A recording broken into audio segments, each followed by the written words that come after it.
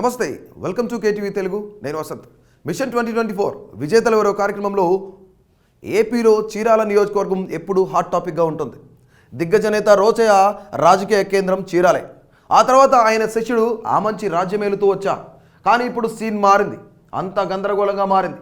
దానికి కారణంగా టీడీపీ నుంచి గెలిచిన కరణం వైసీపీలోకి వెళ్ళడం, అక్కడ వైసీపీ తరఫున పోటీ చేసిన ఆమంచి కృష్ణమోహన్కు సీటు లేకుండా చేయడం, చీరాలను వదిలే ప్రశ్నే లేదంటున్న ఆమంచి తీసుకునే నిర్ణయమే ఇప్పుడు కరణం కుటుంబం రాజకీయాల్లో కొనసాగాల, రిటైర్ అవ్వాలా అన్నది డిసైడ్ చేయనుంది. ఏపీలోని కీలక నియోజకవర్గాల్లో చీరాల ఒకటి. ఇక్కడి టెక్స్టైల్ ఇండస్ట్రీ కారణంగా దీన్ని మినీ ముంబైగా పిలుచుకుంటారు. ఉమ్మడి ఏపీకి సీఎంగా పనిచేసిన కొనిజేటి రోసయ్య కూడా ఇదే సెగ్మెంట్కు చెందినవారు. 1989, 2004లో కాంగ్రెస్ అభ్యర్థిగా పోటీ చేసి గెలిచారు. తర్వాత ఆయన శిష్యుడు ఆమంచి కృష్ణమోహన్ 2 సార్లు గెలిచారు. ఈ నియోజకవర్గంలో కాపుల ప్రాధాన్యం ఎక్కువగా ఉంటుంది. దేవాంగ కమ్యూనిటీకి చెందిన జనాభా 19% ఉంటే 15% జనాభా పద్మశాలి వర్గానికి చెందిన వారున్నారు. ఇక్కడ రాజకీయంగా ఆమంచి బ్రదర్స్ వర్సెస్ కరణం బలరాం వర్గాల మధ్య వర్గపోరు నడుస్తూ ఉంటుంది. ఆమంచి కృష్ణమోహన్ను పక్కనే ఉన్న పరుచూరు నియోజకవర్గంలో పోటీ చేయించాలని పంపించారు జగన్. అయితే కృష్ణమోహన్ మాత్రం విముఖంగా ఉన్నారు. అటు ఆమంచి సోదరుడు ఇటీవలే జనసేనలో చేరటంతో రాజకీయం రసవత్తరంగా మారిపోయింది. 2019 ఎన్నికల్లో టీడీపీ నుంచి పోటీ చేసిన కరణం బలరాం చీరాలలో గెలిచారు. 53% ఓట్ షేర్ సాధించారు.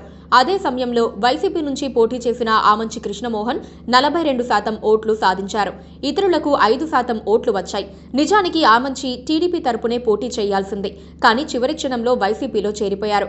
దాంతో టీడీపీలో టికెట్ లేదనుకున్న కరణంకు చీరాల టికెట్ దొరికింది. నియోజకవర్గం అనుకున్నంతగా అభివృద్ధి చెందకపోవటం, వరుసగా 2 సార్లు గెలవటంతో మొదలైన సహజ వ్యతిరేకత గత పోల్స్లో స్పష్టంగా కనిపించింది. కరణం బలరాం ఎమ్మెల్యే అయ్యారు.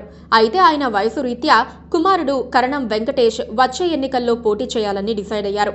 తెలుగుదేశం పార్టీ ఇన్ఛార్జిగా కొండయ్య అనే నేతను చంద్రబాబు నియమించారు. చీరాలలో టీడీపీకి నాయకత్వ కొరత ఉంది. పద్మశాలి వర్గానికి పోతుల సునీతను చంద్రబాబు చీరాలలో ప్రోత్సహించారు.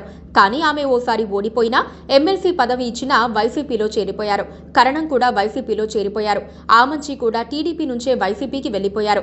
దీంతో పోటీ చేయదగ్గ నేతలంతా వైసీపీలో ఉండిపోయారు. చివరికి కొండయ్య అనే నేతను ఇన్ఛార్జిగా చేశారు చంద్రబాబు. విద్యా సంస్థల అధినేత అయిన ఆయన నియోజకవర్గంలో చురుగ్గా పనిచేసుకుంటున్నారు. కానీ చివరికి ఆయనకు టికెట్ ఖరారు చేస్తారా లేదా అన్నది స్పష్టత లేదు. వైసీపీ పరిస్థితి గందరగోళంగా ఉంది. కరణం వెంకటేష్ కు టికెట్ కన్ఫర్మ్ కాలేదు. రకరకాల నియోజకవర్గాల పేర్లు వినిపిస్తున్నాయి. చివరికి వారిని అద్దంకికి పంపినా ఆశ్చర్యం లేదన్న వాదన వినిపిస్తోంది. వారిని అక్కడి నుంచి తప్పిస్తే ఆమంచికి చీరాల టికెట్ లభిస్తుంది. ఒకవేళ రాకపోయినా ఆమంచి తగ్గటం లేదు. తాను స్వతంత్ర అభ్యర్థిగా అయినా బరిలో ఉంటానంటున్నారు. ఆయన పోటీ చేయాలనుకుంటే టీడీపీ, జనసేన టికెట్లు ఇవ్వడానికి రెడీగా ఉంటాయి. ఎందుకంటే చీరాలలో ఆమంచికి ఉన్న పట్టు అలాంటిది. ఇండిపెండెంట్ గా కూడా గెలిచిన రికార్డు ఉంది. ఒకవేళ కరణం వెంకటేష్ చీరాల నుంచి పోటీ చేస్తే ఎట్టి పరిస్థితుల్లోనూ Amanchi సహకరించరు.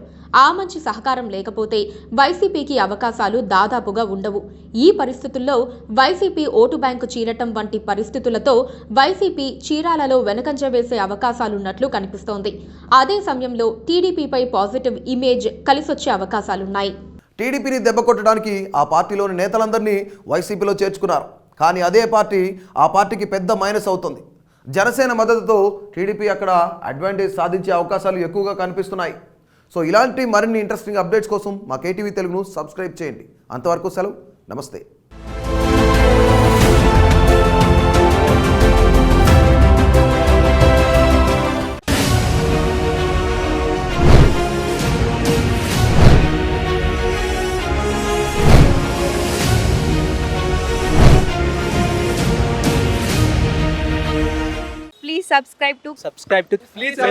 Please subscribe to KTV Telugu. KTV Telugu channel.